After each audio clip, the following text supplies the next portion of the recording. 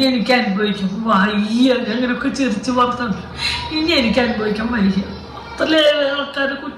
എല്ലാവർക്കും നമസ്കാരം. ഈ കമന്റ് ബോക്സിൽ എല്ലാവരും എനിക്കൊരു ഹായ് ഇടണം കേട്ടോ. കുറെ കാലമായി നിങ്ങളുടെ അടുത്തൊക്കെ ഒരു ഹായ് പറഞ്ഞിട്ട് എല്ലാവരും മാക്സിമം ഹായ് ഇടാൻ ശ്രമിക്കുക. എന്തായാലും അതവിടെ നിൽക്കട്ടെ. അതുപോലെ വീഡിയോ ആദ്യമായി കാണുന്നവർ ലൈക്ക് ചെയ്യാനും ചാനൽ സബ്സ്ക്രൈബ് ചെയ്യാനും മറക്കണ്ട. നമുക്ക് നേരെ വിഷയത്തിലോട്ട് വരാം. വേറൊന്നുമില്ലടേ, ഈ ഉപ്പും മുളകും ലൈറ്റ് എന്ന് പറയുന്ന ചാനലിന്റെ പേര് അവർ മാറ്റണം. മാറ്റിയിട്ട് കുടുംബത്തല്ല് പ്രോമാക്സ് എന്നോ കുടുംബ വഴക്ക് വിളക്കെന്നോ അങ്ങനെ എന്തെങ്കിലുമൊക്കെ ഇട്ട് കുടുംബ വഴക്ക് ലൈറ്റ് എന്നോ കുടുംബ അടിയെന്ന വല്ല പേരും ഒക്കെ ഇട്ട് അങ്ങനത്തെ ഒരു രീതിയിൽ അവരുടെ ചാനലിന്റെ പേര് മാറ്റണമെന്നാണ് എന്റെ ഒരു സജഷൻ. ഈ സജഷൻ നിങ്ങൾ ഏറ്റെടുക്കുകയില്ലയോ എന്താന്ന് വെച്ചാൽ ചെയ്യും. ഞാൻ പറഞ്ഞതിനോട് യോജിപ്പുണ്ടെങ്കിൽ പ്രേക്ഷകരായ നിങ്ങളും കമന്റ് ചെയ്യാൻ മറക്കണ്ട. നമുക്ക് വിഷയത്തിലോട്ട് നേരെ വരാം. എന്ത് വാടേ ഇങ്ങനെയും ഒരു കുടുംബത്തിന് കുറെ ഇറക്കുമെന്ന് ഞാൻ കേട്ടിട്ടുണ്ട് നമ്മുടെ വാരിസ് സിനിമയിൽ. പക്ഷെ ഇത് മൊത്തം കൂടുതലാണ്. കൂടുതലെന്ന് വെച്ച് കഴിഞ്ഞാൽ പ്രോമാക്സ് കൂടുതലാണ്. എന്തായാലും ലേറ്റസ്റ്റ് ആയിട്ട് നന്ദനക്കുട്ടിയുടെ കല്യാണം കഴിഞ്ഞിട്ടുണ്ട്. അതായത് രണ്ടാമത്തെ മകളുടെ കല്യാണം കഴിഞ്ഞിട്ടുണ്ട്. ഈ ഉപ്പുമുളക് ലൈറ്റിലെ അമ്മച്ചിയുടെയും അപ്പൂപ്പന്റെയും രണ്ടാമത്തെ മകളുടെ കല്യാണം കഴിഞ്ഞിട്ടുണ്ട്. ഈ കല്യാണത്തിന് ശേഷം ഇത്രയും വലിയൊരു വിവാദമായി മാറുമെന്ന് ഞാൻ സ്വപ്നത്തിൽ പോലും വിചാരിച്ചില്ല. പക്ഷെ ഒരു മക്കളെ പോലും കൈപിടിച്ച് ഏൽപ്പിക്കാനുള്ള ഒരു ഭാഗ്യം അവർക്ക് ഉണ്ടാവുമെന്ന് തോന്നുന്നില്ല. ആദ്യത്തെ മകൾ ഒളിച്ചോടി, അതും രണ്ടാമത്തെ മകളും ഒളിച്ചോടി. ആദ്യത്തെ മകള് സ്നേഹിച്ച പയ്യനോട് ഒളിച്ചോടി. എൻഗേജ്മെന്റ് കഴിഞ്ഞതിന് ശേഷം വേറെ പയ്യനോട് ഒളിച്ചോടി. എന്നാൽ അവിടെ ട്വിസ്റ്റ് അടിച്ചത് രണ്ടാമത്തെ മകളുടെ ഒളിച്ചോട്ടത്തിലാണ്. കല്യാണം ഉറപ്പിച്ച് എൻഗേജ്മെന്റ് ആയ പയ്യനോട് ഒളിച്ചോടിപ്പോയി. അത് ഒരു വൺ ട്വിസ്റ്റ് അടിച്ച ഒരു കാര്യം തന്നെയാണ്. അതിന്റെ റീസൺ വേറെ ഒന്നല്ല, എൻഗേജ്മെന്റ് കഴിഞ്ഞപ്പോൾ പയ്യൻ ഉടായ്പാണെന്നുള്ള രീതിയിൽ ഇവർക്ക് ഇവിടുന്ന് ന്യൂസ് കിട്ടി. അതിനുശേഷം ആലോചിച്ചില്ല. അതുകൊണ്ട് പെണ്ണ് അവന്റെ അവിടെ തന്നെ ഒളിച്ചോടി സെറ്റിലായി. സൂപ്പർ, എന്തായാലും കൊള്ളാം. ആ പുതിയൊരു വെറൈറ്റി തരം ഒളിച്ചോട്ടമായിരുന്നു. എന്നാൽ ഈ ഒളിച്ചോട്ടവും കാര്യങ്ങളൊക്കെ വന്ന് കുറെ വഴക്കും കാര്യങ്ങളായിട്ടൊക്കെ സോഷ്യൽ മീഡിയ കത്തി നിന്ന ഒരു ടൈം ഉണ്ടായിരുന്നു. കുറച്ച് നാളുകൾക്ക് മുന്നേ, ഒരു 1-2 മാസം മുന്നേ. ഓക്കെ, ആ ഒരു വിഷയം ഇങ്ങനെ തണുത്ത് അലിഞ്ഞ് അമർന്നു വന്നപ്പോൾ നന്ദനക്കുട്ടി വീണ്ടും കയറി കല്യാണം കഴിക്കുന്നു. അതായത് ഗുരുവായൂർ അമ്പലമാണെന്ന് തോന്നുന്നുണ്ട്. ആ പയ്യനുമായിട്ട് തന്നെ കല്യാണവും കാര്യങ്ങളൊക്കെ നിയമപരമായിട്ട് ചടങ്ങായിട്ടൊക്കെ എടുത്ത് സെറ്റാക്കി. അതോടെ കുടുംബത്തിലുള്ള പഴയ ചേച്ചിക്കും അമ്മച്ചിക്കും ആന്റിക്കും എല്ലാവർക്കുമായിട്ട് കുരുപൊട്ടി. ഇതില് ഒരു യോഗ്യതയും ഞാൻ കാണാത്തത് ആ പൊന്നൂസാണ്. പൊന്നൂസ് ഒളിച്ചോടിയവളാണ്.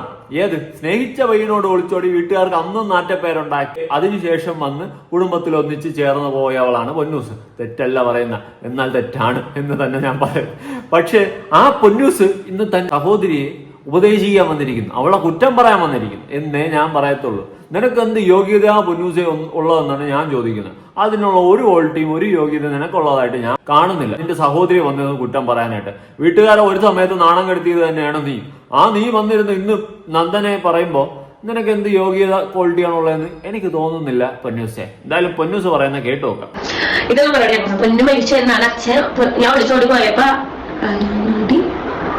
എനിക്ക് ആ പെൺകുട്ടി എഴുതിയെന്താന്ന് മനസ്സിലായില്ല പറഞ്ഞത്. എന്നാൽ എനിക്ക് ഉദ്ദേശിച്ചത് ആരെന്നടിയെന്ന് ഉദ്ദേശിച്ചു. എനിക്ക് അത് എഴുതിക്കുന്നു മനസ്സിലായി. ഇപ്പൊ പൊന്നും പുണ്യാളത്തെ ആവുക എന്ന് ചെയ്യുക. പണ്ടൊന്നും ഞാൻ എന്റെ വീട്ടില് അന്നെ അച്ഛൻ നമുക്ക് ഇത്രയും വിഷമം വരാതെ റീസൺ എന്ന് വെച്ചാൽ അത്രയും ഫാമിലിയായിട്ട് അറ്റാച്ച്മെന്റ് ഉണ്ടായിരുന്ന വ്യക്തിയാണ്. ഓഹോ, ഫാമിലിയായിട്ട് അറ്റാച്ച്മെന്റ് ഉണ്ടായിരുന്ന ഒരു വ്യക്തി ആയതുകൊണ്ടാണ് എല്ലാവർക്കും വിഷമം വന്നത്. ഞാനൊരു ഡിസ്ക്ലൈമർ ഇട്ടുതരാം.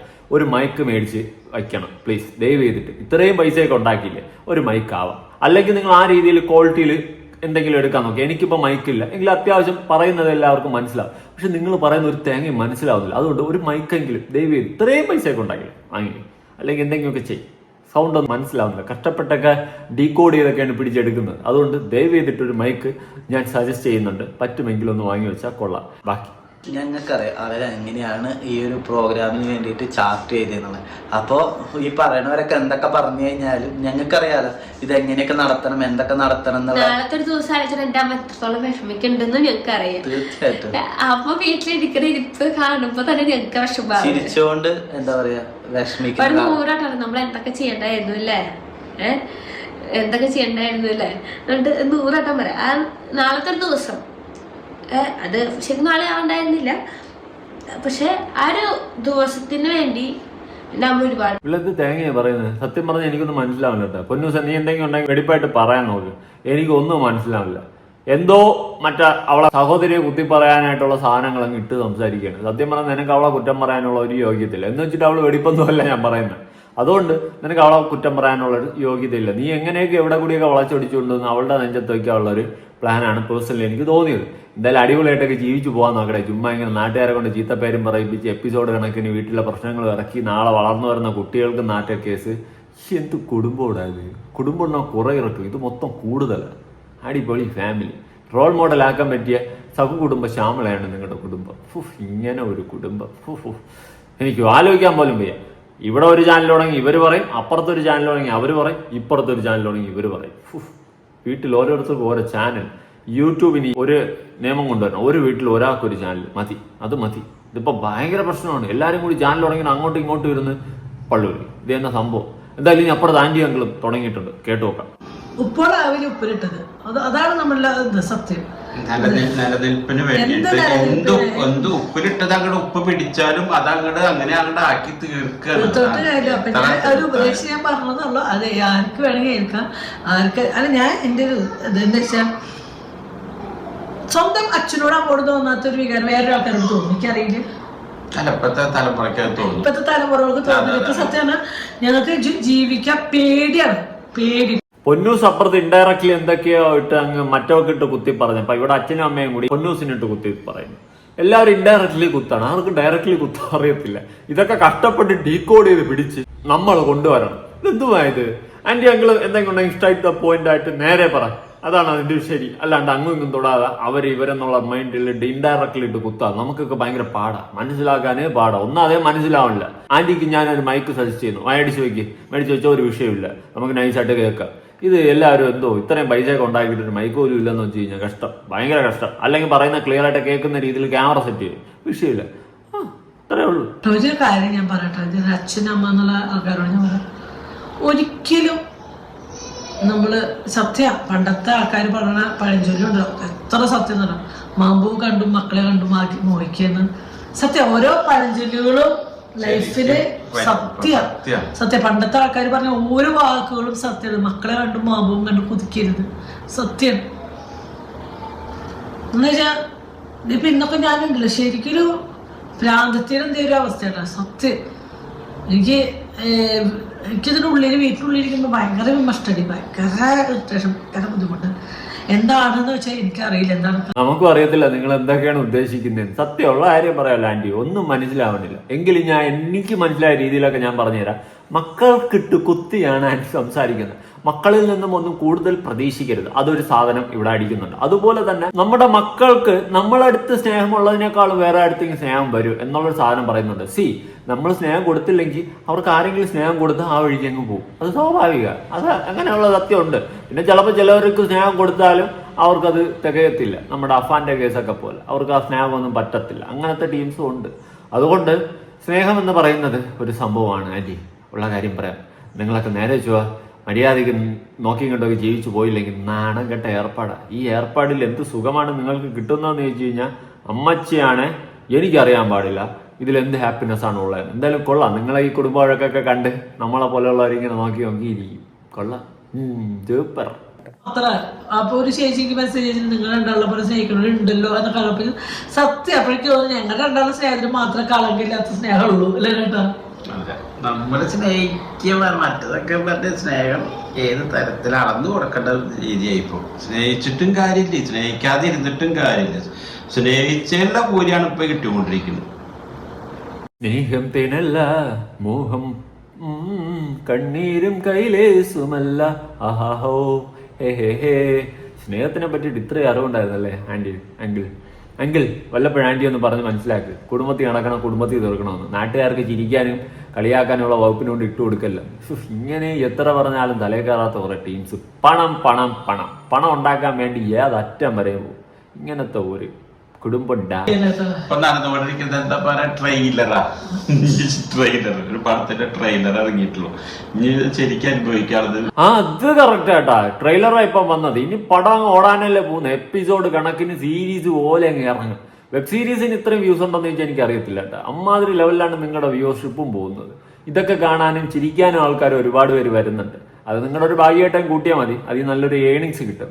പക്ഷേ ഇങ്ങനെ നാറി ഉണ്ടാക്കുന്ന ഏണിങ്സ് ഫെയർ ആണോ എന്ന് ചോദിച്ചു കഴിഞ്ഞാൽ എൻ്റെ ഒരു കോൺസെപ്റ്റിൽ അത് ഫെയർ അല്ല. ഉള്ള കാര്യം പറയാലോ, കുടുംബത്തിന്റെ ഈ ഒരു ചുറ്റുപാടിനെ എടുത്തിട്ട് നാട്ടുകാർക്ക് ചിരിക്കാനുള്ള വകുപ്പുണ്ടാക്കി അതിൽ നിന്നൊരു ഏണിങ്സ് ഇറ്റ്സ് സോ പതത്തറ്റിക് സിറ്റുവേഷൻ എന്ന് മാത്രമേ എനിക്ക് പറയാനുള്ളൂ. ചേച്ചി, ആന്റി, അങ്കിൾ.